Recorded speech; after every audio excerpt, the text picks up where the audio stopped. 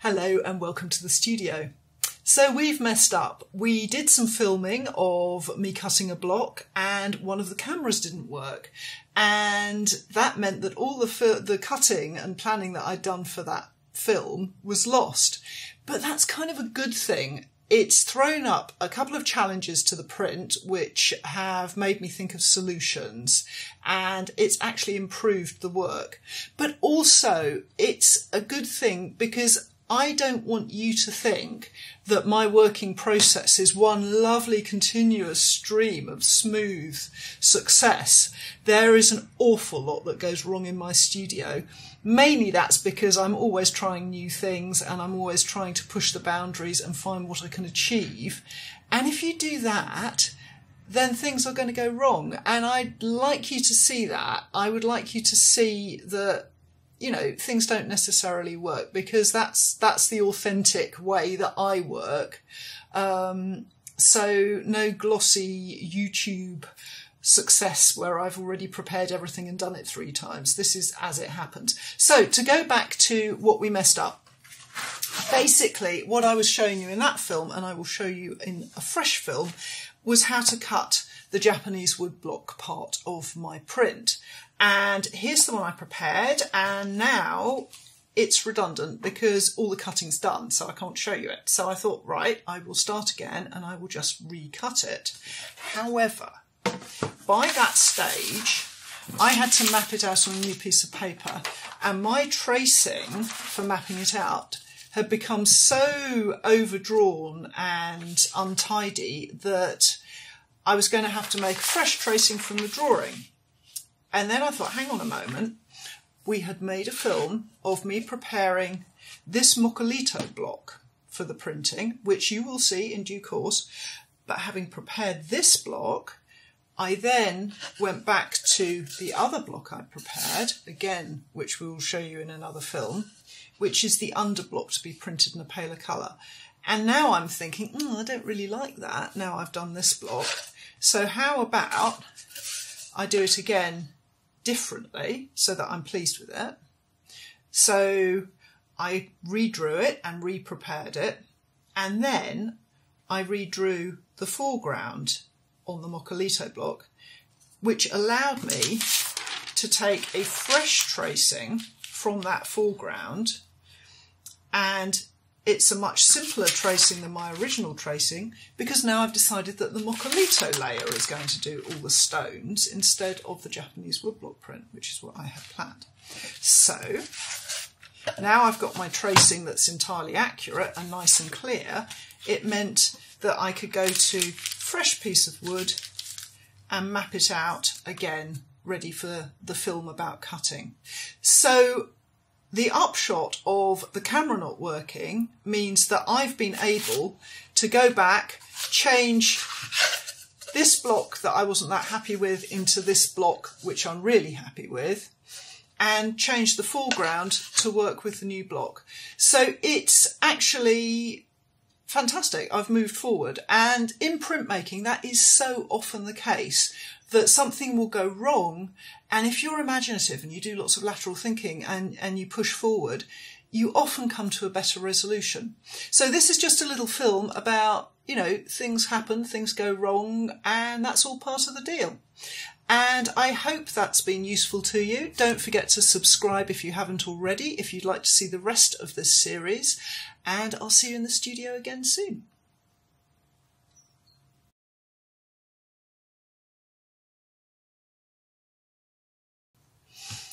Hello and welcome to the studio. In this film I am going to cut the Japanese woodblock, the Mokuhanga part of my combined print. Now I've done a few films on Japanese woodblock printing, including some quite detailed ones about cutting the Kentos registration slots and also using the Hangito knife, the outline knife. And I'm going to put links in the description to those films, so if you need more detail that's the place to look. So I have here a partially cut wood block and a completely uncut wood block, and I'm going to cut that to show you, and I'm also going to cut these registration, these Kentos slots in this film.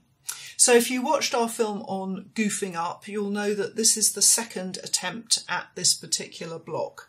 And I'm still working here on Sheena plywood. And I've also stained the areas where the registration is with red watercolour so that you can see better what I'm doing. So to cut the registration system first, I am going to need to work on the inside of these marks. I've got two here. I've got a reverse L shape and a flat line. And so I'm going to flip the board round so that I'm working on the right part here. Now, if you're in any doubt about which side to cut the Kento, just remember that the block that's going to print needs to be between you and your Kento when you're cutting Kento, and that way you'll be working on the right side of those Kento. So to begin with, I've got a Kento chisel. This is simply a flat chisel. This is a Japanese chisel, and it's about 5/8 of an inch. What's that? 1.5 centimeters wide. And normally I do this standing up and I just drive the chisel into the wood to make the first cut. But because I'm sitting down, I'm going to use this rather nice mallet that Mr. B made me to make my first cut. So the first thing I need to do is to line things up properly. So I'm just going to move this over a little bit into the centre here. And I'm going to use both hands just to get that properly lined up along the line. Okay, so now I've got it properly lined up, I'm going to hold it in place and just give it a tap. And I just want it to go a couple of millimetres into the wood there. And now that's done, I'm going to cut some shoulders, and I've got a U gouge here, and I'm going to cut the shoulders at the end of the cuts where that chisel cut is, not at the end of the pencil lines. And then I'm going to go back to my chisel, and you'll notice that I'm holding it with the flat part, my finger on the flat part, and the beveled bit is on the back of my hand, and I'm going to use my left hand, my non-dominant hand, as a brake, and I'm going to kind of shimmy my way through the wood. I don't want to ram it through and risk damaging my registration point, so I'm going to let my arm swing and I'm going to kind of shimmy through that wood and take my time as well. So I'm just coming into the wood here and I am just shimmying away until I can feel that first cut, and then I'm just going to use my finger to flick the wood out. What I don't want to do is to use the blade to flick that piece of wood out, because it's so easy to nick and damage that edge. And since this straight edge here is what I'm going to prop the paper on to do the printing, that needs to be nice and clean and smooth. So now I need to do the corner. So I'm going to move this one into play. Same thing as before, and I'm just going to line this up very carefully.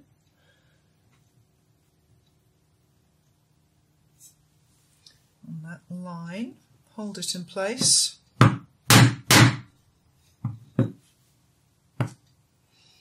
And do myself another shoulder cut. Now, the reason that I'm doing shoulder cuts, there are a couple of reasons for that. The first is that it makes it easier to get the little piece of wood out. And the next is that it makes it easier to lie the paper flat, and it also makes it easier to see where the Kento is, especially with something like here where I'm cleaning out the wood around the Kento. It shows up better. So now I'm going to turn this slightly so I can see the other side of this right angle. Just take your time when you're doing this, because accuracy is everything here.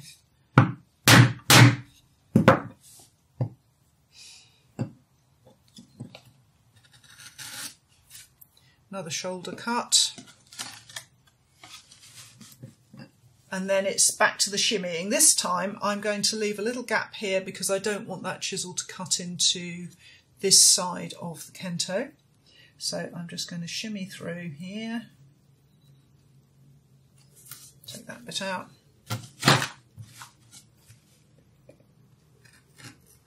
and the same again here. There we go. And now I've got my registration cut. So that is going to marry up with the registration for the Mokulito blocks, and I'll be showing you those in another film.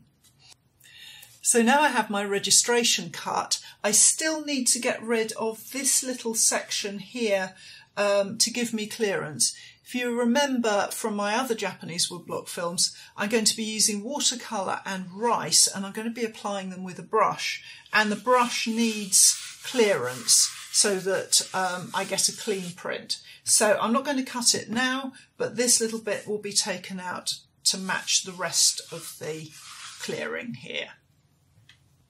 So to show you how I'm going to cut around the block, I'm going to use this little block here, which is the sky. So if I just shade it in, this is the bit that's going to print, that I've just put lines across there. One of the nice things about Japanese woodblock is that you don't get any transfer from carbon marks or pencil marks. They don't go onto the paper of the print, so I can mark it up. So I have a couple of knives here. These are called hangito, and they cut the initial outline cut around the woodblock print, and they will give me a nice sloping line so that my woodblock has a slightly wider base than it does top, and that makes it very sturdy. And I can do that because as I hold the knife in my fist, and this is why these handles are so short, I hold them in my fist and I cut on the pull, my hand is naturally at a slope. So it's going to give me that sloping line. I just have to remember which way round to cut the block so that the slope is going outwards. And if I start off by cutting this long line here, there's a very simple way of working out which direction to cut in, and that's to remember that the bit that's going to print should be under the hand that's doing the cutting, and then your blade will be pointing outwards. So I'm going to use my non-dominant hand as a stop and to secure my knife. This particular knife has been sharpened in such a way that it will do really nice straight lines. It won't do anything else, but it will cut me a nice straight line. And I'm going to do this by hand. I don't like using rulers to cut lines, whether I'm cutting on lino or woodblock, and that's just personal preference. I just find it easier to do it by hand, and if you are trying to cut a straight line by hand, it's just practice, and if it feels like it's running away with you, just stop and restart. Don't feel you ever have to cut a straight line all in one.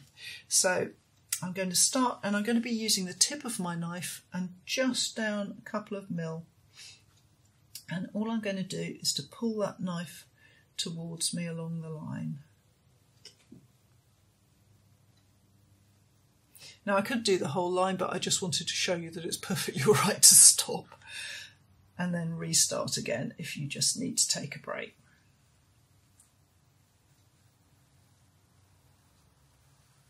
Okay, so that's that line done, and now I'm going to cut the other straight line. So I'm going to turn again and come down towards me again.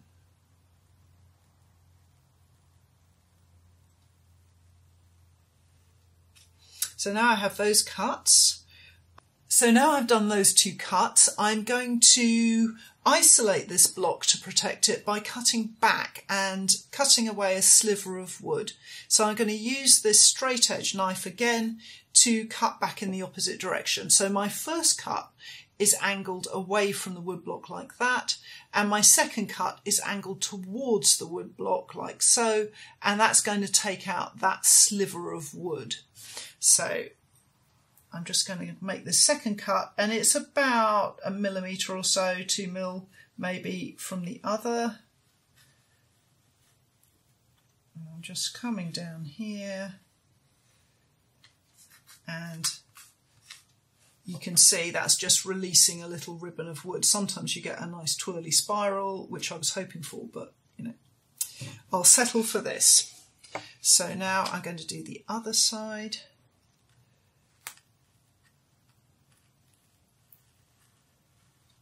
And take out that sliver.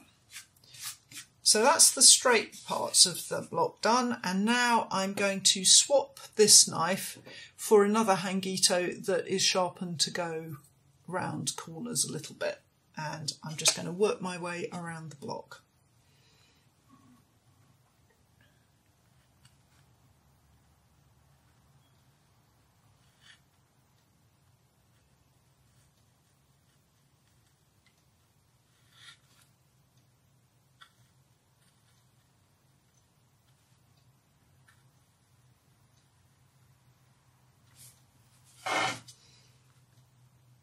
And you'll notice that my hand is still over the part that's going to print as I'm doing this cutting.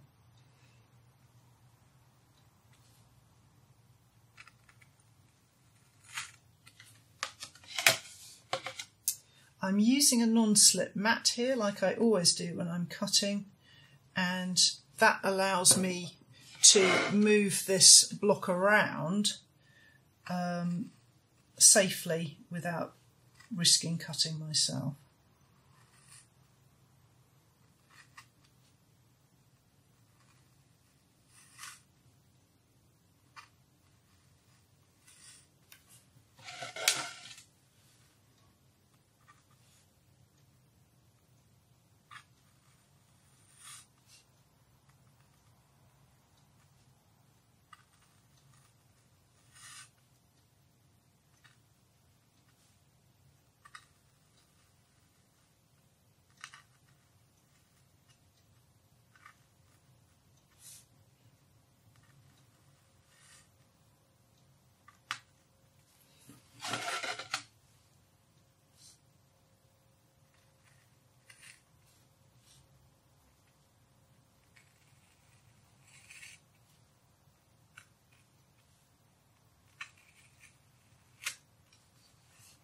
Right, so now I've gone all around the block.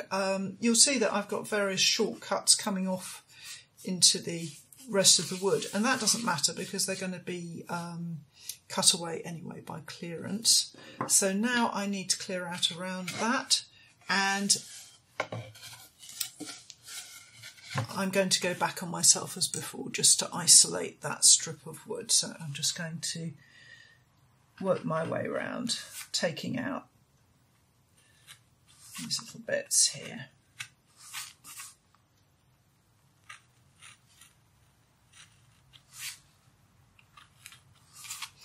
And this just means that when I come to take out the rest of the wood, when I'm clearing away, I can work slightly away from the wood block that needs to be protected.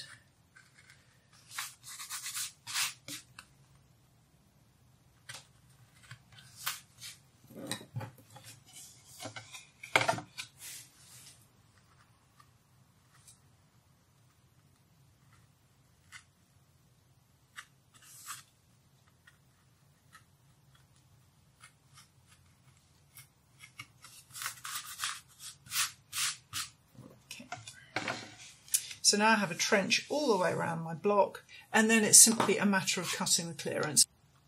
So I'm cutting here with my U-gouge. This is quite a small U-gouge. It's really good for getting up close with the wood block without damaging it. But what it is doing is it's creating little ridges as I clear out. And make a cut there so you can see a little bit better, and these little ridges, they will pick up ink and they will print, and that's usually called chatter. Now, I don't like chatter in my work, so I need to get rid of them, but one of the joys of being a teacher is that I often get students who use chatter in really lovely ways. So when I teach Japanese woodblock classes, I always encourage people to experiment with leaving textures and how to position and cut them properly, stuff like that. But for now, I want to get rid of those. So I could either go back with the same tool and take them out, or I could use a nice flat chisel like this and just get in there and take the ridges out. For those of you who want tools like this, I know hand printed have got some, and I know in America, McLean's printmaking sell them as well. You can get them in Japan, obviously. But they are quite handy for just taking out ridgy bits. So basically I need to clear all the way around this block, and especially up to these little edgy bits. But because I have already cut a slot, a trench around the block to isolate it, it means that I can just ease away from the wood away here without getting too close to the block and damaging that nice slopey first cut. So once I've done that all the way around, there's one other thing that I need to do before I can print with the block, and that's to soften the outer edge of my cleared area. And that's simply because when I come to print and I'm rubbing the paper over the print, if you have hard edges where you've cleaned out around, you can get an emboss mark, which is a bit ugly. So what I'm going to do is I'm going to take my flat chisel-y, and you could do this with the same chisel as you cut registration with, and I'm just going to chamfer that edge and just soften it so that it's not going to make a nasty ridge. So basically I need to clear all the way around this block. I'll probably make it a little bit wider for clearance. Rule of thumb is sort of good 2 fingers width around your block will give you decent clearance. If you're a very messy, untidy person when you print, you might want a wider clearance. If you're very neat, maybe a smaller one, but don't make clearance so tight that when you come to print you're faffing away trying not to get the paint in the wrong place. Give yourself some space to play with and you'll be much more relaxed when you come to print. So that's all for this film, and next film we're going to be moving on to dealing with the Mokulito and the rest of the print. I hope you found this useful. Don't forget to subscribe so you can see the whole series, and check out those links for more details about the Japanese woodblock printing side of things. Thanks a lot, and I'll see you again in the studio soon.